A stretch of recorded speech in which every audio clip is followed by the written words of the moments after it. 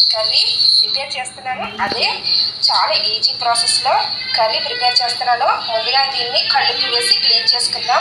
ఇలాగా కళ్ళుప్పు లేకపోతే సాల్ట్ అంతా వేసుకొని దీన్ని నీట్గా ఇందులో ఉన్న జిగురంతా పోతుంది. ఇలా కళ్ళుతో కానీ సాల్ట్తో కానీ ఇలా క్లీన్ చేసుకుంటే బాగా చేప ముక్కల్ని 3 times వరకు ఇలా క్లీన్ చేసుకుంటే ఇందులో అంతా బ్లడ్ అంతా పోయే వరకు ఇలాగా ఈ వజ్రం ఫిష్ ముక్కల్ని నీట్గా చూడండి మెల్లమెల్ల మెరిసిపోతున్నాయి. ఇలా నీట్గా క్లీన్ చేసిన తర్వాత ఇలా 2 tablespoon కారం వేసుకొని పక్కన పెట్టుకుందాం. హోటల్లో అయితే ఈ ఫిష్ చాలా కాస్ట్లీ. మన ఇంట్లో తక్కువ డబ్బులతోటే ఇది టేస్ట్గా ప్రిపేర్ చేసుకోవచ్చు. మనకి కర్రీ ఈజీగా మనం ప్రిపేర్ చేసుకోవచ్చు. ఇలాగ చిన్న ముక్కలుగా ఉల్లిపాయలు కట్ చేసుకున్నాను. ఇలా చిన్న ముక్కలుగా కట్ చేసుకున్నాను. కొత్తిమీర, ఇది garam masala, all in one Tulsi one garam masala నేను ఇంట్లో తయారు చేసింది. ఇది ఆనియన్, అల్లం వెల్లుల్లి పేస్ట్, ఇది టమోటాలు. మనం కర్రీ ప్రిపేర్ చేసిన తర్వాత లాస్ట్లో మనం కట్ చేసి వేసుకుందాం. ఇగో కలర్ హీట్ అయిన తర్వాత మనం ఆయిల్ వేసుకుంటున్నాను. ఫిష్ కర్రీకి కొద్దిగా ఆయిల్ ఎక్స్ట్రానే వేసుకోవాలి. అప్పుడు మన నీచు వాసన రాదు. ఫిష్ అనేది అంటుకోకుండా బాగా ఫ్రై అవుతుంది. మంచి ఫ్లేవర్ కోసం కరివేపాకు వేసుకుంటున్నాను. ఆనియన్ వేసుకుంటున్నాను. ఇవి బాగా ఫ్రై అవ్వడానికి చిటికడానికి సాల్ట్ వేస్తున్నాను. అలానే చిన్న పీస్ పచ్చిమిర్చి కూడా వేసి ఫ్రై చేసుకుంటున్నాను. బాగా ఫ్రై అయ్యేందుకు మూత పెట్టుకుంటున్నాను. ఆనియన్స్ బాగా ఫ్రై అయిన తర్వాత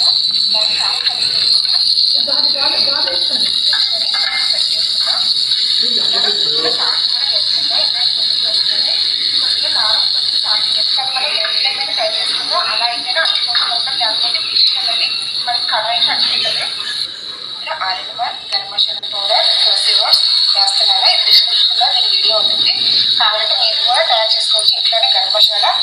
నేను 1 tablespoon వరకు మసాలా వేసాను. ఇప్పుడు మనం పక్కన పెట్టుకున్న ఆనియన్, అల్లం వెల్లుల్లి పేస్ట్ కూడా ఇందులో వేసుకుంటున్నాను. దీనిలో నేను టమాటా ప్యూరీ వేసుకుంటాను. మీకు నచ్చకపోతే టమాటా పీసులుగా కట్ చేసి వేసుకోవచ్చు. పైన చల్లగా కట్ చేసిన కొద్దిగా కూడా కొద్దిగా వేసుకుందాం. ఇలాగా కొద్దిగా వాటర్ వేసుకుందాం. చిన్నది ఫిష్ మసాలాలు అవి బాగా పడతాయి. ఇందులోంచి వాటర్ అంతా పోయి బాగా కర్రీ ఫ్రై అయ్యే వరకు ఇలా మూత పెట్టుకుని ఉంచుకున్నాం 15 minutes. మంచి ఫ్లేవర్ కోసం ఇలా దంచి అల్లం వెల్లుల్లి పేస్ట్ తీసుకుంటే ఇంకా మంచి ఫ్లేవర్ వస్తుంది ఫిష్ కర్రీ అనేది. ఇలా అల్లం వెల్లుల్లి కచ్చపిచ్చగా దంచుకోవాలి. ఇలా ఫిష్ కర్రీ ఉడుకుతున్నప్పుడే అని అల్లం వెల్లుల్లి పేస్ట్ వేసుకుంటే మంచి ఫ్లేవర్ వస్తుంది. ఇందులో గ్రేవీ అనేది కొద్దిగా చిక్కబడింది. కర్రీ ఫినిష్ అయిపోయినట్టే. ఇప్పుడు మనం ప్లేట్లోకి సర్వ్ చేసుకుందాం. ఫుల్ గ్రేవీతో ఈ ఫిష్ అన్నది చాలా టేస్ట్గా ఉంటుంది.